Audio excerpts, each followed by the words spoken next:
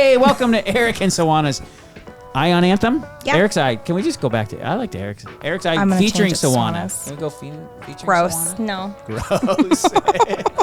Oh, I got my buddy Sawana here. Trey's running around. Griffin's running around. We're in our studios in downtown Anthem. We didn't even mention that. We haven't been talking about our beautiful downtown studio. Hopefully you guys love our new studio, right? It's gorgeous. Yeah. Right in Anthem. Right in downtown Anthem. Downtown Anthem. Yes. How was your chamber breakfast this morning? It was a really good one. I felt like. Didn't you like the message behind it? Yes, Wendy, the our president, was message. talking about hiring and going through some different SOPs. Yes. That's got to be And something. the new location at Sonoran Chapel. New location. Pastor Randy was on. It's Amazing great. It's wide partnership. open. Yep. Yes, we love great partners at the chamber. We Yeah. want you to join the chamber. Yes. Speaking of joining the chamber. We have today on our podcast. There you go. Look at our transition. We're getting good at this shit. I feel like we still need to workshop it, but we're going to keep all right. going. Joey Chiarello. What's the name of your business? Or do you have like that I can plug? JMC Land. Okay. But honestly, I stopped doing my personal website just because my agents have, they do so much marketing. That makes sense. When I started, I was big on like my website and just handling all that stuff. But now, traditionally, the leads come through, your standard like MLS. So Yeah. my agents handle it. I get pretty minimal traffic through my website just because the volume changes a lot too. So the updating just got annoying between having 3 different agents, my makes website, what's sense. available, so Yeah.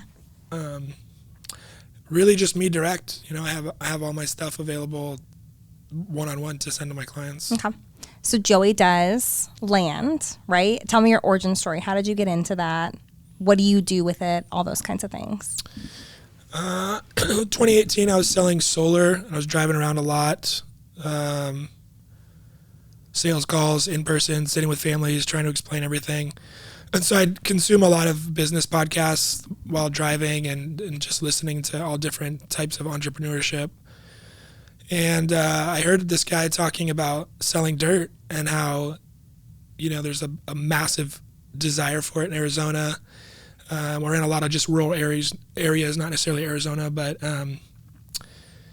at the time, the appeal was that you could offer owner financing to clients for like $100 to $150 a month. They could own a piece of land.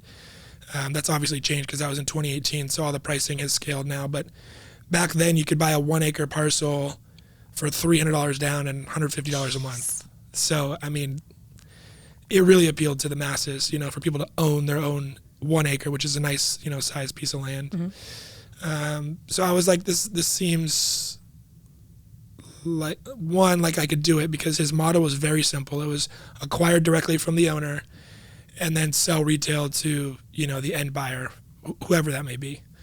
And that was essentially what I had done with a couple motorcycles and cars. It was kind of just like a flip, for lack of a better word, but I ended up signing up and taking that course. And it was like a 16-week course.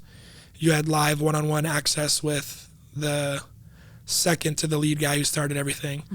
And I put in the work. I did it as kind of a night hustle while I was still selling solar, and also hit some good timing. 2020 came and the market was awesome because people wanted to get out of Dodge. They wanted to get out of the city. There was a political climate. There was just a lot going on that there was like a huge demand. So timing was right, and there's always a desire to get out of the heat too. So I specialize in mostly everything up north, high elevation. So just like, we took our kids to Flagstaff a couple weeks ago. They want to see the snow or get out of the heat in the summer. Show Low, Ash Fork, Snowflake, all those higher elevation spots. You can go up, ride dirt bikes, go skiing, do all that fun stuff. So climate's obviously changed financially. For how accessible is this now? If somebody's like, that's something that I'm interested in getting into, how easy or not easy is it now, would you say? The process, if they go directly through me, is still easy because I handle all the paperwork, and we actually just handle a direct to buyer sales agreement, land contract. The pricing is what's changed. The process is easy. I don't do any credit checks. no background checks. It's basically just written in the contract. If you miss 2 months in a row, you forfeit the land. I'm pretty flexible. I rarely do that right at the 2 months as long as my clients communicate with me. But yeah, the big change has been, that $300 down is now more like probably closer to $3,000 to $5,000 down. Yeah. I mean, everything's probably gone up 6-7x at least since 2018. Yeah. And with that too, you have like a little passion project that you have going on also on top of this with motorcycles. Yeah. So, I mean, I always wanted to be an entrepreneur and I've always wanted to own my own business. Land gave me that, opportunity. It's been extremely fruitful and it's been great. And it's allowed me to then start a purpose or a passion project, whatever you want to call it. I just got approved for a patent on a retractable whip light for motorcycles. So right now they're typically used in off-road vehicles like Razors and Can-Ams and stuff. But my desire is to bring that to the street on Harleys, street bikes, any motorized motorcycle on the street where visibility is a concern, right? Yeah. It's probably like over 80% of accidents from motorcyclists are because people don't see them. And I've had 2 of those accidents myself where I flew over a car, broke ribs, was in the hospital. And, you don't want to ride when you have kids because of the safety. But, if you have 2 40-inch whip lights, if people understand what a whip light is, it's a really, really illuminated LED light that you can see from, hundreds and hundreds of feet away. So at night, it's really going to provide a lot of purpose. Yeah. And the issue was you can just go to the store and buy one right now, but you can't throw your leg over a motorcycle with a 60-inch rod sticking up. So the difficulty going through engineering was making it retractable, kind of like a window antenna on a car. So now it goes up and down so that you can get on, you can set adjustable heights, you can get on and then rise it. And then there'll be some appeal for the off-road vehicles too to set different heights depending on where they're going to take their off-roading vehicles. How far out are you, would you say, from being able to? Ugh, that's the hardest question, right? So the patent just got approved, which was amazing. That was a 2-year process. It went live like a week and a half ago. So I'm officially patent granted. And now I have a couple more in the works. But we're in manufacturing right now. And, it takes time.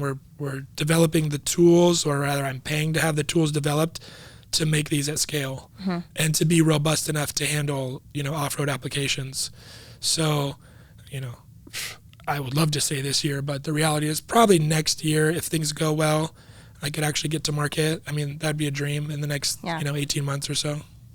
I love being like a small business podcast, right? Which is the heart of kind of how it got started. I love stories where people started from nowhere or like blue collar or whatever, and just kind of like growed and envisioned. How do you feel like you got from A to B? Do you feel like you were very self-taught? Did you have good mentors in place? Like, what would be your advice for people no matter what industry? You could take that so many different ways. There's so much information out there and just, mentors and people and podcasts and books. I mean, for me, I always kind of had the belief that I didn't want to work a 9 to 5. I like remember telling my friend in high school, like, hey, let's buy a Subway franchise or let's do something, let's start our own business. So I had that desire from early on.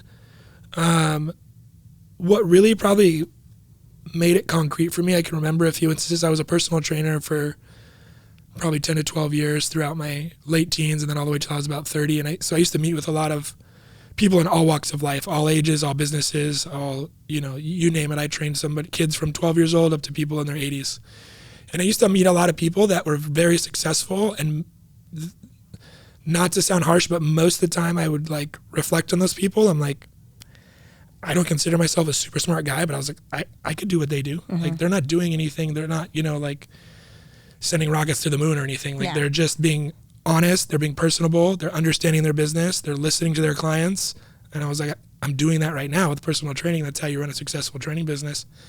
And I was like, I know I can apply this to something, more fruitful, that can create a life so I can be with my wife, hang out with my kids, enjoy my hobbies or start other businesses. So I would say I had the belief early on, and I did also do some programs and some things that kind of allow you to get out of your own way. So you can have the mindset of like, hey, if I'm going to put my mind to this, I'm going to do it. It's taking that leap. And how many times would you say you've failed and then like got back up again? I do have the one kind of classic failure story that happened before I started Land, and so I do view it as a stepping stone, or like almost like, you know, it put me in the place to realize Land had the attributes in a business that I wanted. So I got really consumed with trading stocks and options while I was a personal trainer, and I just went absolutely insane, you know, to the point where I was on my phone, you know, regrettably training clients and looking at stocks and asking them if I could run to the computer and make a trade. And like, it got really, you know, obsessive. Lots of hours, lots of speculation, and the mistakes happened when I started trading options. And I lost, you know, I'd built up like $5,000 to $130,000, which at 28 years old was pretty amazing at the time. I was excited. And then that went pretty much all the way back down to zero. So, you know, in my late 20s to build up to over six figures and then lose it all was like, all right, I got to be a little bit smarter next time I invest this much time and into what I'm going to figure out what I'm going to do. So what it taught me was at least with Land, you have a tangible asset. Yeah. You know, stocks can go to zero, where other options can go to zero a lot faster than stocks. But with Land, I was like, hey, worst case, I own a piece of property, you know, and I can sleep at night with that. It's not going to break the bank because it's not a zero, and you can't make any more of it, right? So I do think that taught me the lesson. When Land came about, I was ready to say, okay, this makes a lot more sense than trading. Yeah, And something it always you can comes sell. back.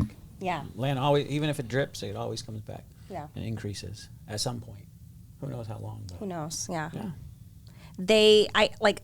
Admittedly, I'm not in the real estate market, so I know that I hear these things, right? People say there's not a lot of real estate inventory, things like that. Do you feel like it's the same for Land? Is there a lot of inventory out there? Does it just kind of cycle?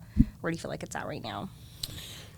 I mean, that's an interesting question. I read some of the real estate reports for like housing and stuff, which honestly doesn't, I don't want to say it doesn't apply to me, but It's different. It's different, and it's exactly what you said. So there was this big, like, you know, inventory discussion on housing as we've just bought our last 2 or 3 family homes and kind of grown, and you know, with our family and stuff. And you see like, oh, there's no inventory. Phoenix has no inventory, Right. and then Phoenix has a surplus of inventory, and that's what's changing the pricing.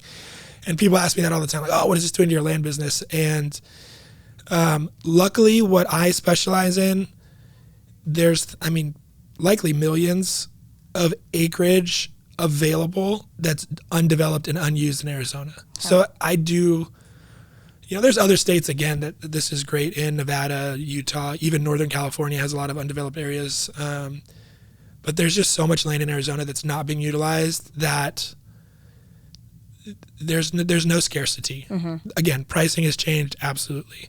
A lot more people have gravitated to land. They've, you know, these courses have gone viral and more people are teaching it, and so more people are taking it. So it's not as niche as it was in 2018. Yeah. But the people come and go like any business, right? The quick hitters get in and out, and they don't learn, they don't understand. So no, scarcity is not really an issue. You do have a little bit more competition, but big picture, it's not a lot. And that's every industry, like Sure. you said. Like there's always going to be competition. Well, and then with the undeveloped, right, you don't run into CC&Rs, you don't run into HOAs, and that's got to be a huge perk as well. I mean, that too is likely, I would say, a top 3, if not top 5 reason why people buy undeveloped land. You know, people joke all the time, oh, it's just a piece of dirt. And it's like, so many people want to do what they want to do and not be told what to do. You know, obviously, again, comparing to a home, it's different, but, you know, people are tired of, you can't have this color on your door, you can't have this plant in front of your thing. Right. Like, people are so sick of HOAs.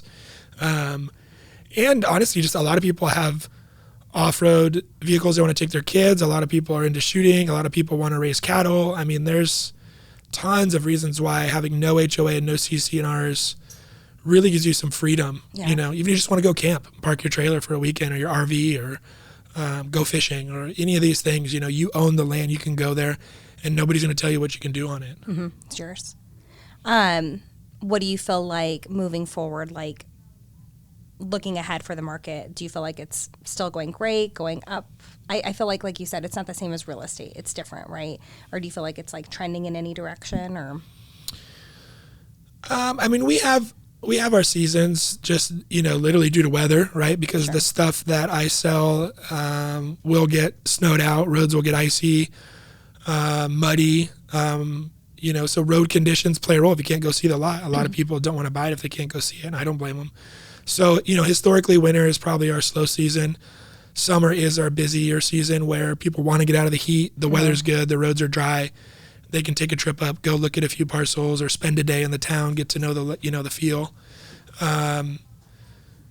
But big picture, because I offer payments too, there's always a market for people that have low down payments that can't afford traditional real estate, right? So I have that going all the time. Whereas a lot of people that can't afford a house, they can scrounge up $3,000 to $5,000, and still buy 10 acres of land with that down payment, which is a really nice piece of property. Yeah.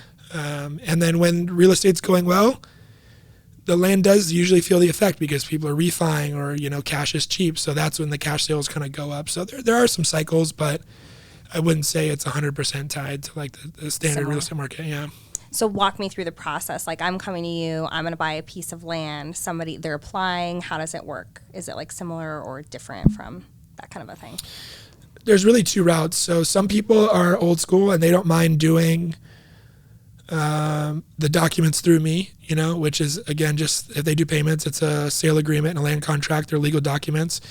The only downside that I have learned to that over the years, so I recommend most people going through title now is they get title insurance on the property. Now that I've seen some things, been doing this for 7, almost 8 years, it's worth the $800. I get a great investor rate. So title insurance and going through escrow, in my opinion, is worth it. Because, I could still just transfer you a parcel by getting a deed notarized. Yeah. And, it takes 24 hours and I could convey the land to you legally. But if somebody were ever to stick their hand up and say, wait, I own that property, you'd have to come back to me and then you'd have to handle that on your own. Versus if you have title insurance, you just call the title company and they handle everything for you. So it is a 10 to 14 day escrow through title, but I have, some great title gals up in Prescott, and then I have some great ones in Sholo. So, typically I do go through the title process, which is 2 weeks, and we split the cost, and then that way everything's safe, everything goes through the notary through title, the funds are handled through title. That process is now similar to buying a house, just a lot easier. Okay. Now tell me, how does someone reach out to you? They're interested, they want to look at some things. Do they go specifically through your agents? How do they reach them? All of that good stuff. I like to handle the initial contact just because since I have multiple locations and multiple agents, I can, direct them where they want to go. So honestly, it would just be my business cell phone line. And then, I'll spend the time figuring out what's best. If I even have anything that's, suitable for them, I don't want anybody to drive 3 or 4 hours and waste their time. So I'm like, look, the roads are rough, or, this is what's truly viable here and this is what's not, and then if they kind of still sound good, they still want to spend the time, spend the day, then that's when I'll set them up with one of my agents or one of my guides up in that area for, an appointment to actually go view everything. I'll drop your business number too in the episode when we drop it so that it's in there. Cool. Before we wrap up, is there anything else that you want to share to make sure the listeners hear about with the business or anything? I'm still early on with the light business, but I'm excited about it. Yeah. So, if anybody has any feedback or ideas or manufacturing connections, I'm still, again, early enough on where I'm excited to meet anybody that kind of sees that vision or thinks that, they understand what a whip light is and they think, oh man, I've been saying somebody should put that on a motorcycle on the street for a long time, because it's one of those things where you think, well, why hasn't anybody done this? Yeah. So I'm super excited about that. So, anything in that world would be great. And then, the land stuff, I've been doing it a long time. If people have always wanted to and they just have questions, I'm always happy to help too. Awesome. Yeah. Well, thank you for being on today, Joey. Sure. I appreciate it. This was fun. Yeah, thank you. Painless. Simple, easy. Semi-painless. We're offering donuts for compensation. That's your parting gift. That's your parting gift. No it's donuts. Diabetes. No donuts for me. They're not gluten-free. Thank you guys so much for joining us today. And what do you always say? Go kick it in the teeth? Go kick it in the teeth. I don't know what it means. Let's go kick this shit in the teeth. That.